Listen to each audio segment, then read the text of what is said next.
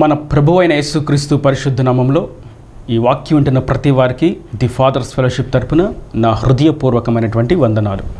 దేవుడు మిమ్మును దీవించునుగాక. కీర్తనల గ్రంథం 81వ కీర్తన 8వ చరణం చివరి మాట, అయ్యో ఇజ్రాయేలు, నీవు నా మాట వినిన ఎడల ఎంత మేలు. చదివినటువంటి వాక్య భాగంలో ప్రభు తన జనులతో మాట్లాడుతున్నారు. అనే జనులతో కాదు కానీ తన స్వకీయ సాంపాద్యముతో, ఇజ్రాయేలు నువ్వు నా మాట వింటే ఎంత బాగుంటుంది, అది నీకు ఎంత మేలు, అయ్యో నువ్వు వింటలేదే అని ప్రభు ఇక్కడ ఒక ప్రత్యేకమైనటువంటి ప్రేమ పిలుపును తెలియచేస్తున్నారు. ఇజ్రాయేలు దేవుని మాట వినడానికి అయిష్టంగా ఉంది, ఆయన మాటలను తిరస్కరించడానికి సిద్ధంగా ఉంది. జనులందరూ ఆయనకు దూరంగా నిలబడిపోయారు.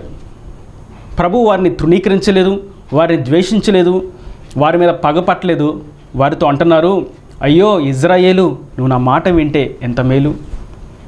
దాని అర్థం, నీవు మాట వింటే మేలు అని చెప్పడంలో ఇప్పటి వరకు నీకు మేలు జరగలేదు అని చెప్పకనే చెప్తున్నారు ప్రభు. నీవు మేలును పొందకుండా కిడును అనుభవించడానికి, నీ దుఃఖానికి, బాధకి, మానని వేదనకు హేతువేదనగా నీవు నా మాట వినకపోవటయే. కానీ నీవు నా మాట విన్నట్లయితే అది నీకు మేలు. కొన్ని సందర్భాల్లో మనం చూస్తూ ఉంటాం, కొన్ని వస్తువులను కొనుక్కున్నప్పుడు, లేదా ఒక బంధం ఏర్పడినప్పుడు, లేదా సంబంధాలు కలిగినప్పుడు, లేదా సహవాసాల్లో ఒక ప్రత్యేకమైనటువంటి బంధం ఏర్పడినప్పుడు వారు అనుకుంటారు, ఎంత మేలు, ఈ వస్తువు నాకు ఎంత ఉపయోగపడుతుంది, ఇది ఎంత మేలు, ఈ స్నేహితుడి ద్వారా నేను ఎన్ని తెలుసుకుంటున్నాను, నాకు ఎంత మేలు, నాకు మంచి భార్య దొరికింది, నాకు ఎంత మేలు, నాకు మంచి భర్త దొరికాడు, నాకు అంత మేలు, నాకు మంచి ఉద్యోగం వచ్చింది, ఎంత మేలు అని భౌతికపరమైనటువంటి మేలులను గూర్చి, భౌతికపరమైనటువంటి సంతోషాన్ని గూర్చి, ఆనందాన్ని గూర్చి ఆలోచిస్తూ ఉండడం సర్వసాధారణమైనటువంటి విషయమే. కానీ ప్రభు అంటున్నారు, ఈ మేలు ఆత్మీయ మేలు. మనం చూస్తూ ఉంటే మేలు దొరకాలని, మేలు కలగాలని ప్రయత్నం చేస్తూ, దాని కొరకు ఎదురు చూస్తూ, కనిపెట్టుకుంటూ, ప్రతిరోజు వేకువజామున కళ్ళు తెరిచిన తర్వాత ఈ రోజున నాకు ఏదైనా మేలు జరిగితే బాగుండు అని ఆలోచించేటువంటి జనులు మనకు తటస్థిస్తూ ఉంటారు. అన్ని జనుల కంటే కూడా క్రీస్తును అంగీకరించిన వారిలో కూడా ఇటువంటి ఆలోచన కలిగిన వారు మనకు తటస్థిస్తూ ఉంటారు. ఈ వాక్యం ఉంటున్నటువంటి నా ప్రియ సహోదరులారా, ఎవరో గురించి కంటే మన గురించి మాట్లాడుకుందాం. మీరు ఒకవేళ నాకు మేలు జరగాలని కోరుకుంటున్నారా? నా జీవితంలో ఏ మేలు జరగలేదని యోచిస్తున్నారా? బాధపడుతున్నారా? వాక్యం సెలవిస్తుంది, యథార్థవంతులకు ఆయన ఏ మేలు చేయక మానడు. ఆయన మాట విని ఆ ప్రకారం జీవించుటయే మనకు మేలుగా మార్చబడుతుంది. ఆయన దీవెనల వర్షం మన మీద కుమ్మరించబడుతుంది. వాక్యం సెలవిస్తుంది, మీరు నా మాట వినకపోతే మీకు అది మేలు కాదు. ఇక్కడ మనం చూస్తాం, వారి భుజముల మీద బరువైన కాడిని, బరువైన గంపలను, బరువైనటువంటి రాతిని ఆయన తీసివేసినప్పుడు వారికి ఎంత విశ్రాంతి. మరియు ఇంకా చూస్తాం, వారి చేతులు బలమైన బరువైనటువంటి వాటిని ఎత్తుతూ ఉన్నప్పుడు, వాటి నుండి వారికి విడుదల కలుగు చేసినప్పుడు, వారిని విడిపించినప్పుడు వారికి ఎంత సంతోషము, ఎంత మేలు.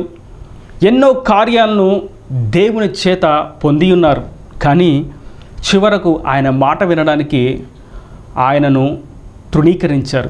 ఆయన చేత ఎన్నో మేలులను అనుభవించారు, స్వస్థతలు పొందారు, అద్భుతములు, సూచక్రియలను పొందారు, జీవితాలను ఆశీర్వాదకరంగా మార్చుకునేటువంటి మాటలను పొందారు, వారి కడుపు నింపబడింది, ఆహారాన్ని పొందారు, భౌతికంగా, ఆత్మీయంగా ఎన్నో మేలులను అనుభవించారు. కానీ చివరకు ఆయనను సిలువకు వేశారు. ప్రభు అంటున్నారు, నీవు నా మాట విన్నట్లయితే ఎంత మేలు. నువ్వు నన్ను సిలువ వేశావని నేను నీ మీద కోపంగా లేను. నీవు నన్ను దూషించావని, నీ కాళ్ళతో నా వాక్కులను త్రొక్కావని, నా మీద నువ్వు దుర్భాషలాడావని, నాకు మరణం కలిగేలాగా నువ్వు అబద్ధ సాక్ష్యాలు పలికేవని నేను నీ మీద కోపంగా లేను. నీవు నా మాట విన్నట్లయితే ఇప్పటికైనా నీకు మేలు నేను చేస్తాను. మనం ఒక విషయాన్ని ధ్యానిద్దాం. మాట వినకపోవట చేత వచ్చేటువంటి పరిణామస్థానాలు మరియు మాట వినుట చేత వచ్చేటువంటి దీవెనలు ఒక్క విషయాన్ని మీకు గుర్తు చేస్తాను. అది యోనాను గురించి మనం చూస్తాం. చిన్న ప్రవక్తల ఆ జాబితాలో యోనా ఉంటాడు. నిజమే, చిన్న ప్రవక్త, కానీ యోనా ఏ ప్రవచనాన్ని ప్రవచించలేదు. మరియు రెండవదిగా యోనా అనేది ప్రవచన గ్రంథం కాదు. మూడవదిగా యోనా అనేది ఒక చరిత్ర గ్రంథం. ఇది చరిత్రకు సంబంధించినటువంటి గ్రంథం. యోనా అనేటువంటి భక్తుడు లేదా ప్రవక్త, అతని గూర్చి వ్రాయబడినటువంటి మాట, ప్రభు తన సేవకుడైనటువంటి యోనాను పిలిచి, నా కుమారుడా, నినివే అనేటువంటి ప్రాంతానికి వెళ్ళి నా జనులకు సువార్తను ప్రకటించు అని ప్రభు చెప్పారు. యోనా అంటాడు, నేను నినివేకు వెళ్ళను ప్రభువా, నేను నా ఊరిలో కూడా నేను ఉండను ప్రభువా, నేను వేరే ఊరికి పారిపోతాను అని తర్షీషు వెళ్ళేటువంటి ఓడకు కేఫ్ ఇచ్చి ప్రయాణానికి కావలసిన వాటిని సమకూర్చుకొని బయలుదేరాడు. ఈ గొప్ప ప్రవక్త, నిజమే గొప్ప ప్రవక్త యోనా, ఒక్క వాక్యానికి, ఒక్క ప్రకటనకు, ఒక్క సర్మోనుకు, మెసేజ్కి 1,20,000 మంది మారు మనసు పొందారు. 1,20,000 మంది మారు మనసు పొందారు. ఇంకా అంతకంటే పైనే ఒక్క వాక్యానికి. ఇంత గొప్ప ప్రవక్త, అతని యొక్క అవిధేయతను చూసినట్లయితే మనకు ఆశ్చర్యంగా ఉంటుంది. ప్రభు, నీవు నినివేకు వెళ్ళు నాయనా అంటే, నేను తర్షీషుకు వెళ్తానని వెళ్ళాడు. ఇక్కడ మనం చూస్తాం, యోనా యొక్క స్థావరం అమిత్తయి కుమారుడు అనేటువంటి యోనా. వీరు గత్యాపేరు అనేటువంటి ప్రాంతంలో ఉండేవారు. గత్యాపేరు అంటే మనకు తెలియకపోయినా దాని యొక్క మరొక నామాన్ని చూసినట్లయితే మనకు బాగా అర్థం పడుతుంది. గలిలయ అనేటువంటి ప్రాంతంలో యోనా ఉన్నాడు. ఇప్పుడు అక్కడ నుండి ప్రభు అన్నారు, నీవు నినివేకు వెళ్ళు అన్నాడు. నేను నినివేకు వెళ్ళను, తర్షీషుకు వెళ్తానని ఎక్కడికి వెళ్ళాడంటే యొప్పే అనేటువంటి ప్రాంతానికి వెళ్ళాడు. అంటే ఓడలు ఉండేటువంటి స్థావరానికి వెళ్ళాడు. యొప్పే ఎక్కడుంది? గలిలయకి దిగువ ప్రాంతంలో యొప్పే అనేటువంటి ప్రాంతం ఉంది. దేవుడు ఒక మాట చెప్పినప్పుడు దానికి నమస్కరించగా, దానికి తల ఒగ్గక, విధేయత చూపించకపోవటం చేత యోనా అనేటువంటి భక్తుడు గలిలయ అనేటువంటి ప్రాంతం నుండి దిగువకు యొప్పేకు వచ్చాడు. మొట్టమొదటి దిగువ అనేటువంటి అనుభవంలోకి దిగజారాడు. రెండవదిగా మనం చూస్తాం, అక్కడ నుండి పారిపోయి ఒక ఓడ ఎక్కాడు, తర్షీషు వెళ్ళేటువంటి ఓడ. ఆ ఓడలో కూడా ఎక్కడ కూర్చున్నాడు? 5వ వచనం చివరి మాట, ఓడ దిగువ భాగమునకు పోయి పండుకొని గాఢ నిద్ర పోయిచుండెను. చూసారా? గలిలయ నుండి యొప్పేకు వచ్చాడు. యొప్పేకు నుండి ఓడలో కూడా దిగువ ప్రాంతానికి వెళ్ళి పడుకున్నాడు, నిద్రిస్తున్నాడు. దేవుని చిత్తం చేయకుండా ప్రశాంతంగా, ఏ ఇబ్బంది, ఏ తొందరపాటు నాకు లేదు అని నెమ్మదిగా నిద్రిస్తున్నాడు. సాధారణమైన నిద్ర కాదు, అది గాఢ నిద్ర. ఇంకా మనం చూస్తాం, అలాగే ఉండిపోయాడంటే కాదు, అక్కడి నుండి ఆ తర్షీషు ఓడలో ఉన్నటువంటి సైన్యం అంతా కలిసి ఉన్నారు. గొప్ప పెను తుఫాన్ ఎదురైంది.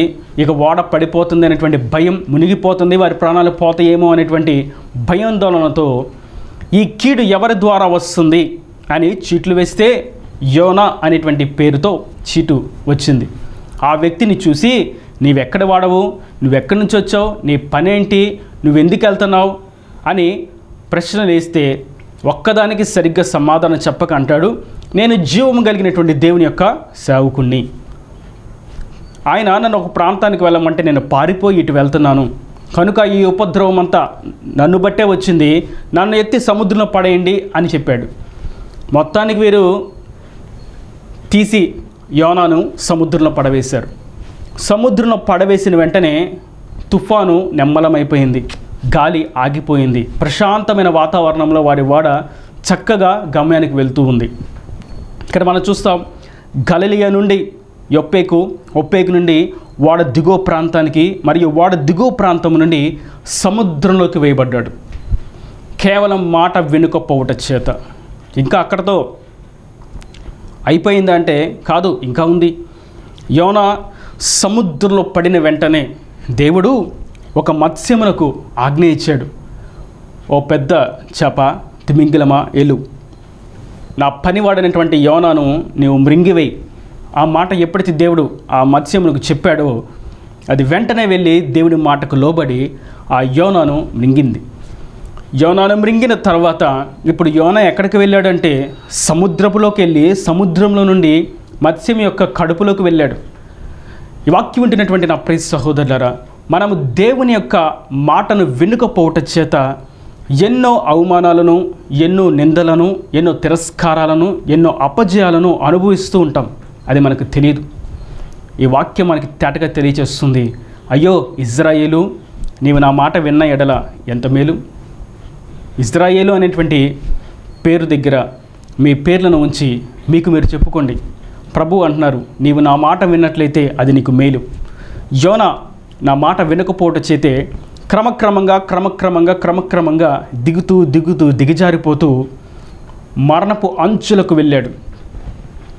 దేవుడు ఇంకా యోనాను ప్రేమిస్తున్నాడు. యోనాకి ఆ విషయం అర్థమైంది.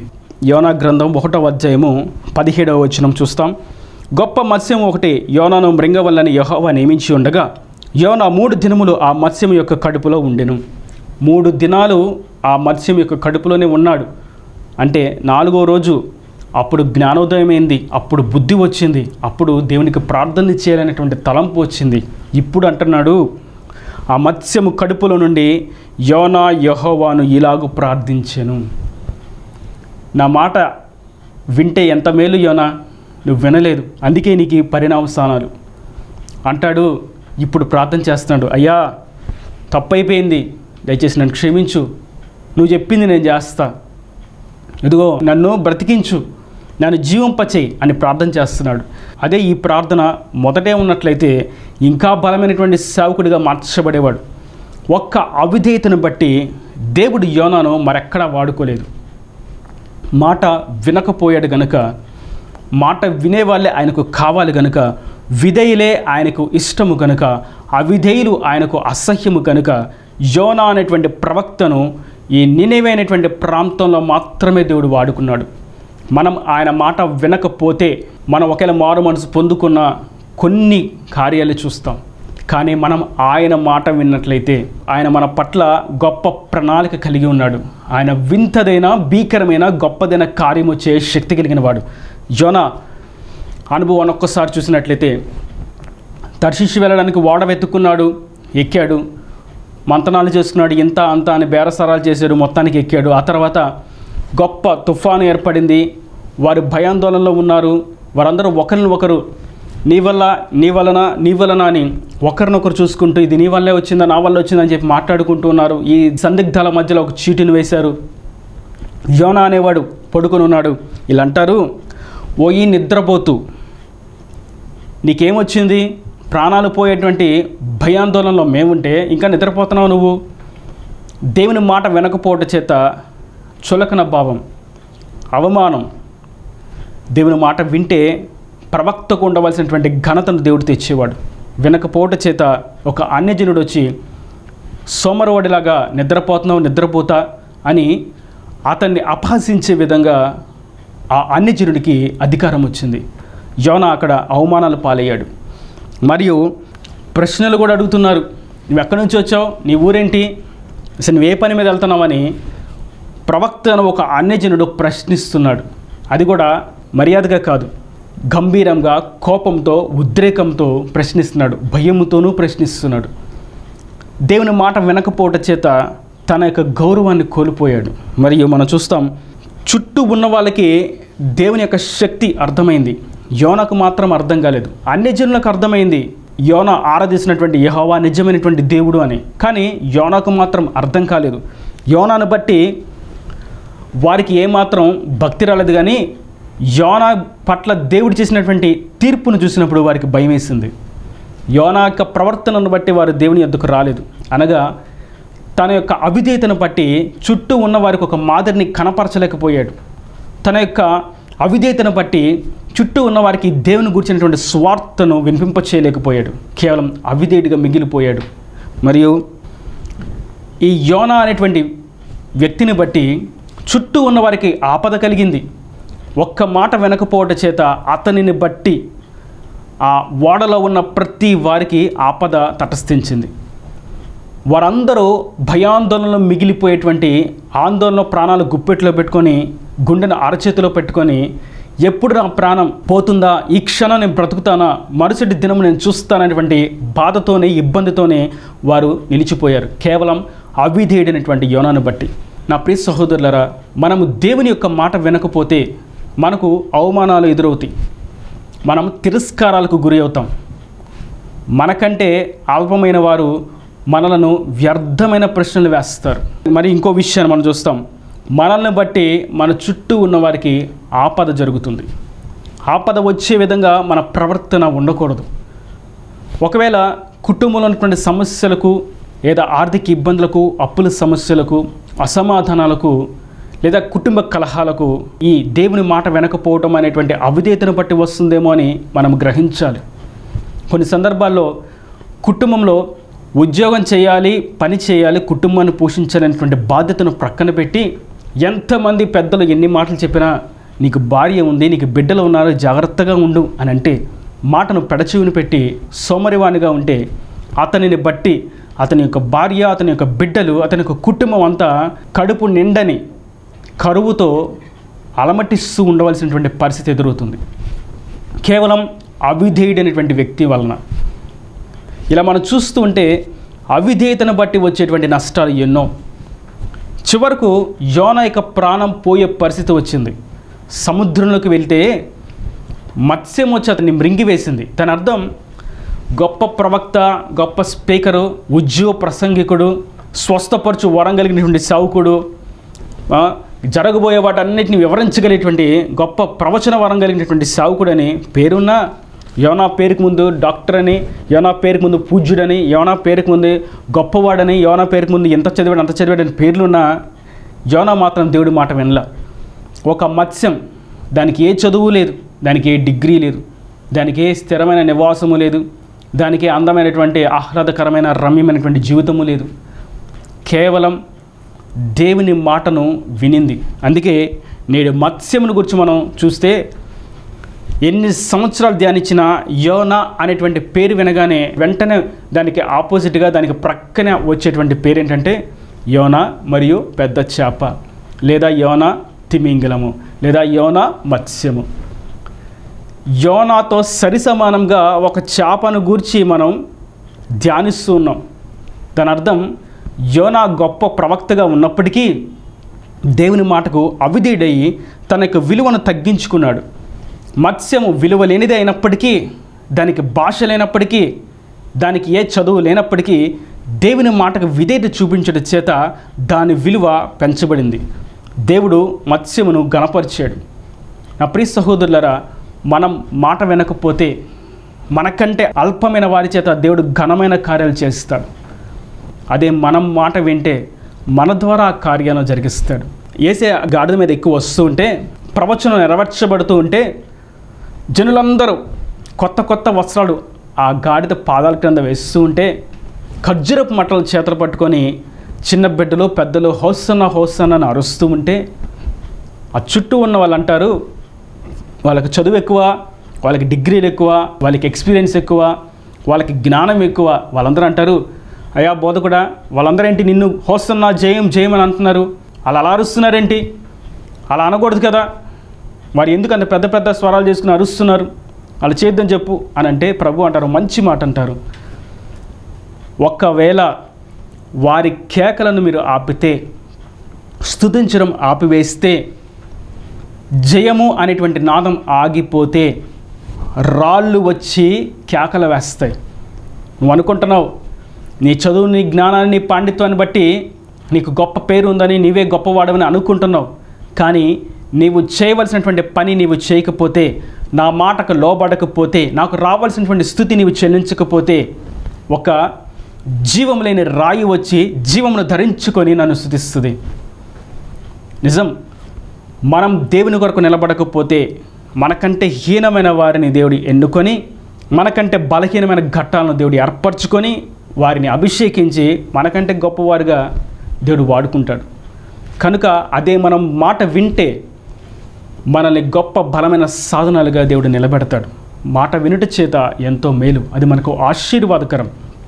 దీన్ని ఒక్కసారి పాజిటివ్ వేలో మనకు అర్థవంతంగా అదే యోనా దేవుని మాట విన్నట్లయితే ఏ విధంగా ఉండేది అనేటువంటి మాటను చూసినట్లయితే, యోనా తన ప్రాంతంలో గొప్ప ప్రవక్తగా మంచి పేరును పొందుకునే ఉండేవాడు, ఇంకా మంచి పేరును పొందుకునేవాడు, ఇంకా మంచి ఖ్యాతిని పొందుకుని ఉండేవాడు.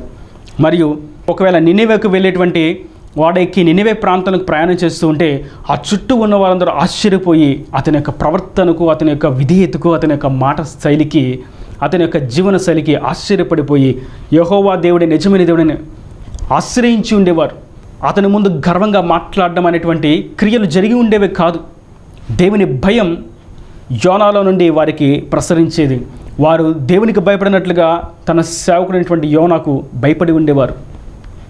మరియు యోనా సముద్రంలో పడి ఉండేవాడు కాదు, సముద్రంను సైతం ఆజ్ఞాపించి ఉండేవాడు. ఆ తుఫాను గాలికి ఎగసి పడుతుంటే ఎవరి పక్షమున నేను నిలిచి ఉన్నానో ఆ యెహోవా జీవముతోడు గాలి సముద్రం నెమ్మలించినగా కానీ పలికేవాడు. అవి అతని మాట విని లోబడినప్పుడు చుట్టూ ఉన్న జనసమూహం అంతా సాగిలపడి దేవునికి ప్రార్థన చేసేవారు యోనా విధేయుడిగా ఉంటే. మరియు మత్స్యం యొక్క పేరు ఘనతకెక్కేది కాదు, యోనా పేరు ఇంకా ఘనతకెక్కేది. యోనా యొక్క అవిధేయతను బట్టి ఇన్ని వ్యతిరేకమైనటువంటి పరిస్థితులు ఎదురని యోనా ఒకవేళ విధేయుడిగా ఉన్నట్లయితే ఇంకా గొప్ప ప్రవక్తగా మార్చబడి ఉండేవాడు.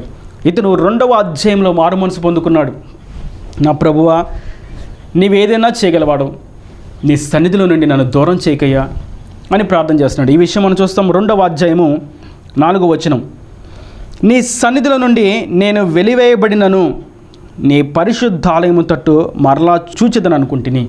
ఇక్కడ మనం చూస్తాం నీ సన్నిధిలో నుండి నేను వెలివేయబడ్డాను అంటున్నాడు. నిజానికి దేవుడు సన్నిధిలో నుండి యోనాను వెలివేయలేదు.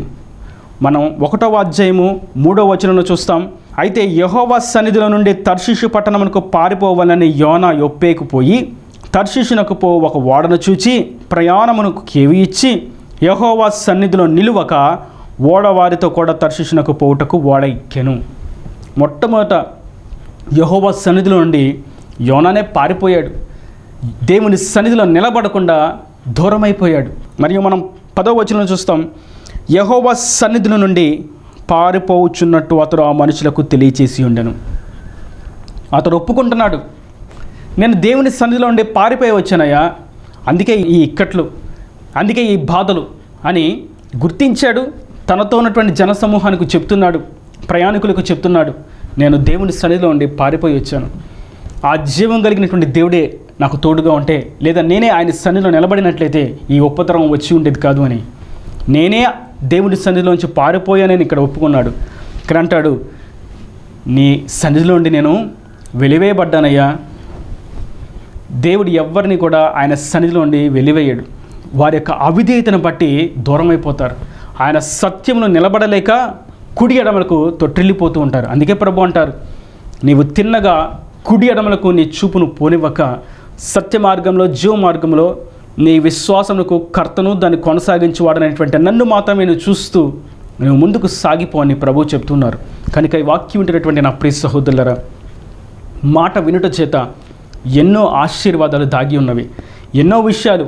కానీ ఈ సమయాన్ని బట్టి, ఈ దినమును బట్టి, ఈ కాల వ్యవధిని బట్టి మనము ధ్యానించినటువంటి ఈ యొక్క శ్రేష్టమైనటువంటి అంశంలో విషయంలో మనము ఆయన మాట వినడం శ్రేష్టమైనటువంటి భాగాన్ని జాగ్రత్తగా గమనించిన వారమై ఆయనకు ఇక మీట అవిధేయులము కాక విధేయులుగా మార్చబడదాం. ఆయన చెప్పినటువంటి ఆజ్ఞలను అనుసరిస్తాం. పూర్ణ హృదయముతో, పూర్ణ బలముతో, పూర్ణ శక్తితో, పూర్ణ వివేకముతో ఆయనను ఆరాధించాలి. నిన్ను వలె నీ పొరుగు వారిని ప్రేమించాలి. ప్రేమలో మనం ముందుకు సాగిపోవాలి.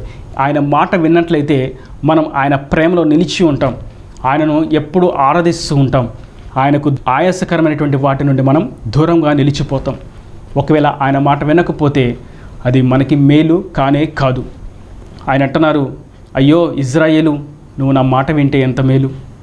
ఆయనే అంటున్నారు అయ్యో అని అంటున్నారు. దాని అర్థం నీవు ఉన్నటువంటి పరిస్థితి ఆయనకు తెలుసు.